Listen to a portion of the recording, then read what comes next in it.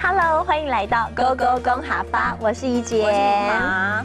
敏华，我前2天看你在 Facebook 上面啊有 po 你骑自行车，我觉得那里的风景很好哎。那里是董司，董司那边的绿色走廊啊，真的非常非常舒服哦。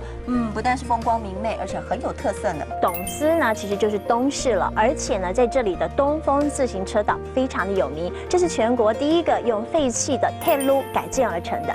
铁路就是铁轨了。那我觉得呢，在那里非常棒的是呢，你可以骑着自行车，沿着大甲溪去老公径，这真的是人生一大享受哦。老公径啊，其实啊就是看风景的意思，我觉得这很实用哎。如果我们说呢，骑自行车可以看风景，这句话应该要说的是骑自行车走得老公径，骑自行车走得老公径。今天 Go Go 公哈发呢，就带大家体验一下骑着铁马去看风景。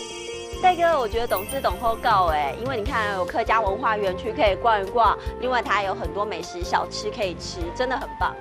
那边还有更棒的地方哦，我们可以骑着脚踏车沿着铁路老公径。哦，真的哦？好，那我们赶快去那边骑自行车。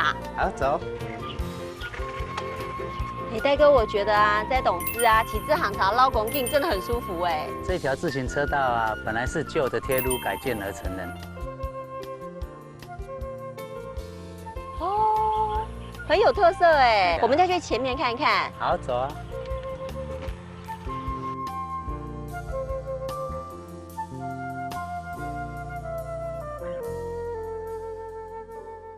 我发现啊，这个东风绿色廊道真的很有特色哎，而且绿树成荫，真的都不用怕被太阳晒到。对啊，而且我觉得东势啊真的非常好玩哦。你刚刚有看到吧？他们还有复古的小火车可以搭乘哦。对，我们赶快来帮大家复习今天教的客家话吧。首先要教大家的就是东势很好玩了，东势要怎么讲呢？东势就叫做董司，董司就是东势了。